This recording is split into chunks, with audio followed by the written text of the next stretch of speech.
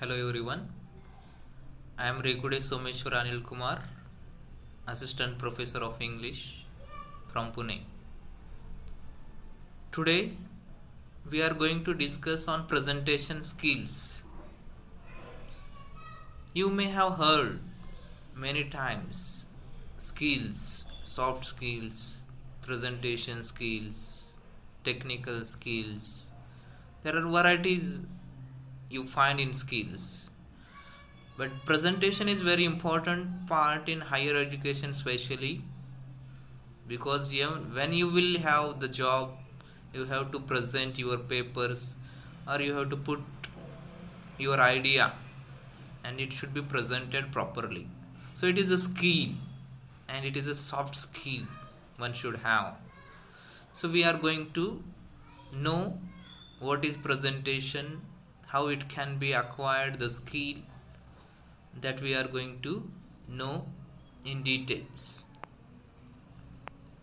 So meaning first. What is presentation? What we present means what we give something information about any product, about any subject, or we put our idea, especially who give presentations, as you know, students, teachers, scientists, researchers, managers, sales and marketing executives, administrators. So all of these people need presentation skills in the course of their everyday work. So presentation means to present, especially it is professional one, business oriented, to put our own idea properly, having thought completely, and one should understand what is it. Next, why presentation skills training? Why it needs training? Or what one should do to have to be trained in presentation? That we are going to see. To properly structure your presentation. So what is needed? You should know how to structure the format, the content. It should be proper one. One should overcome nervousness before presenting. What are important things that we should know? We should overcome our nervousness. One should not get nervous that I am going to present, what will happen, because it should be natural one. You are putting your own idea. Whether someone agrees or disagrees, that is not your problem. Your aim should be to present it properly. Develop powerful body language. When you present, the most important thing is body language.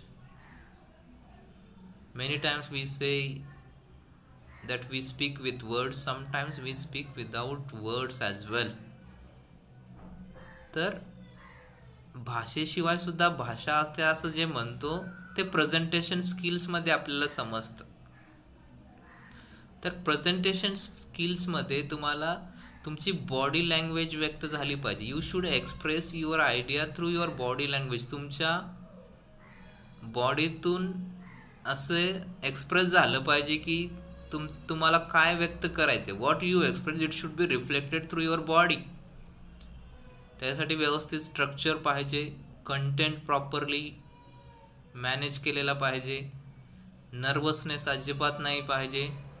To deliver effective presentation. तर presentation हे effective प्रभावी झालं पाहिजे. To design and use visual aids effectively. तर presentation व्यवस्थित होण्यासाठी visual aids किंवा designing व्यवस्थित मॅनेज केलं पाहिजे. It needs planning. If you fail to plan you plan to fail असं म्हटलं जातं. जर तुम्ही प्लॅन करण्यासाठी फेल झाला तर तुम्ही कशासाठी प्लॅन करताय, तर फेल होण्यासाठी प्लॅन करताय. तर प्रेझेंटेशन म्हणजे उठलं आणि लगेच गेलं आणि प्रेझेंट केलं आणि झालं असं नाही. त्याला सुद्धा एफर्ट्स लागतात. मेहनत लागते, कष्ट लागतात, आयडिया लागते, स्ट्रक्चर लागतं, कंटेंट लागतं, एफर्ट्स लागतात. तर प्लॅनिंग करते वेळी ज्यावेळेस तुम्ही ठरवता की मला प्रेझेंटेशन करायचं आहे, त्यावेळेस तुम्ही हे ठरवलं पाहिजे की तुमचं पर्पज काय आहे. What is the purpose of your presentation. तुमचं हेतू, उद्देश काय. हू विल बी युअर ऑडियन्स. तुम्हाला ऐकणारे कोण आहेत, त्यांची लेवल काय आहे, त्यांचं एज ग्रुप काय आहे. त्यांना सोप्या भाषेमध्ये सांगितलं पाहिजे का अवघड भाषेत सांगितलं पाहिजे. कोणते एक्झाम्पल्स दिले पाहिजे ज्यामध्ये ते समजेल, त्यांना अंडरस्टँड होईल. Who will be your audience. You should go through this. What are you are trying to achieve through this presentation. नेमकं तुम्हाला काय अचीव करायचं आहे या प्रेझेंटेशनमधून, हे सुद्धा तुमच्या डोक्यात असलं पाहिजे. व्हॉट आय सेड अर्लियर, थोड्याच वेळापूर्वी आपण सांगितलं की प्रेझेंटेशन स्किल्समध्ये एक महत्त्वाची गोष्ट आहे बॉडी लँग्वेज. बॉडी लँग्वेज ही फार महत्त्वाची आहे. तर बॉडी लँग्वेजमध्ये काही गोष्टी येतात ज्या आपल्याला माहिती पाहिजेत. Eye contact. तुमचा हा आय कॉन्टॅक्ट व्यवस्थित असला पाहिजे. तुमचे डोळे बोलतात असं आपण जे म्हणतो ते खरं आहे. Eye tries to say something. जे शब्द सांगत नाहीत ते डोळे सांगतात. Eye contact is very important. Eye contact ठेवायचा याचा अर्थ असा नाही की सारखंच डोळे लावून पाय समोरचा घाबरून जाईल.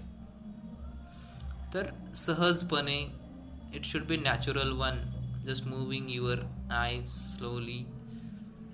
पोस्चर.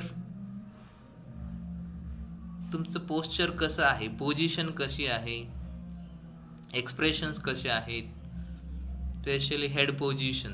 तुमचं जे डोकं आहे तुम्ही कसं स्थिर ठेवता की नाही, का खाली मान ठेवता की फारच वरी ठेवता, तुमचे हात पाय, arms, legs. So all these part of gestures, how you express your face, your thought, या सगळ्या गोष्टी महत्त्वाच्या आहेत. तर प्रेझेंटेशन स्किल्समध्ये बॉडी लँग्वेज हा फार महत्त्वाचा पार्ट समजला जातो. It is very essential part of presentation skills. Next, common cause of ineffective presentation. तर प्रेझेंटेशन का फेल होतं, इफेक्टिव्ह का होत नाही, अप्रभावी का होतं, त्याला काही कारणं आहेत. तर बेसिक कारणं कोणते आहेत, तर failure to motivate the audience. बऱ्याचदा काय होतं, आपण ज्यावेळेस प्रेझेंटेशन करतो ऐकणाऱ्याला एकतर समजत नाही किंवा तो प्रभावित होत नाही. तर त्यासाठी व्यवस्थित मांडणी, शैली, स्टाईल, या गोष्टी फार महत्त्वाच्या आहेत. Confusing structure. तुमचं जे स्ट्रक्चर आहे, तुमची बोलण्याची जी पद्धत आहे, तुमचा जो फॉर्मॅट आहे किंवा बिगिनिंग, मिडल, एंड हा जो पार्ट आहे तो व्यवस्थित सेटअप नाही केलेला, असा एक अर्थ होतो. एक्सेसिव्ह डिटेल्स, आणि अति डिटेल्स नाही सांगायचं, थोडक्यात महत्त्वाच्या गोष्टी सांगितल्या पाहिजेत. Poorly design slide. स्लाईडसुद्धा या छोट्याशा अट्रॅक्टिव्ह, सुंदर, सहज समजणाऱ्या असल्या पाहिजे. फारच कॉम्प्लेक्स एकच स्लाईड आहे आणि त्याच्यामध्ये फुल टेक्स्ट आहे, तर यामध्ये काय होतं, मन दुर्लक्षित होतं. One cannot concentrate properly. It should capture the eyes, the mind of the audience. So these are some the reasons that it gets ineffective. Voice is again one important part. Louder and clear than your normal pitch. तर mostly तुमचा जो आवाज आहे loud असला पाहिजे, clear, स्पष्ट असला पाहिजे. Very pitch and volume. प्रत्येक वेळी एकच मोनोटोनस टोन नाही असला पाहिजे, चढ उतार पाहिजे. ओव्हर एम्फॅसिस, अति जोर नाही दिला पाहिजे. पेस, तुमचं स्पीड किती आहे. पॉज, कुठं थांबलं पाहिजे हे समजलं पाहिजे. आपल्याला फक्त लिहिते वेळेसच माहिती असते की फुल स्टॉप असतं, पण बोलते वेळेस सुद्धा फुल स्टॉप आलं पाहिजे. नाहीतर पट्टा सुरू झाला आणि थांबलाच नाही, असं नाही झालं पाहिजे. It should have proper pause. There should be punctuations in speaking as well. बोलताना सुद्धा exclamatory, full stop, question mark. तर असे वेगवेगळे व्हरायटीज आले पाहिजेत, फक्त एकच स्ट्रक्चर नाही चालणार. प्रिपरेशनल मटेरियल, तर त्यासाठी काय आवश्यक आहे, कोणतं कोणतं मटेरियल आवश्यक आहे प्रेझेंटेशनसाठी. You can use following items to make the content of your presentation. Handouts वापरू शकता, पर्सनल नोट्स वापरू शकता, इंटरनेट, व्हिज्युअल एड्स, या सगळ्या गोष्टीचा तुम्ही वापर करू शकता. डीलिंग विथ क्वेश्चन्स, प्रेझेंटेशन झाल्यानंतर क्वेश्चन आन्सर सेशन असतं, तर त्यापूर्वी you should ask the audience their issues, their problems, their queries. Listen to the entire question. अगोदर प्रश्न व्यवस्थित ऐका, पॉज, थोडा वेळ घ्या, क्रेडिट द पर्सन, त्या व्यक्तीला महत्त्व द्या, रेस्पॉन्ड टू द क्वेश्चन, त्यांच्या प्रश्नांना व्यवस्थित उत्तर द्या, ब्रिज, आणि एक बिल्डअप करा रिलेशन, ज्यामुळे योग्य कम्युनिकेशन होईल आणि दोघांचं पण समाधान होईल. कॉमन प्रॉब्लेम्स, तर प्रेझेंटेशनमध्ये काय बेसिक प्रॉब्लेम्स आहेत, तर फिअर, भीती, फिअर मोर दॅन डेथ, असं काही आपण मरणारच आहोत काहीतरी चुकलं तर.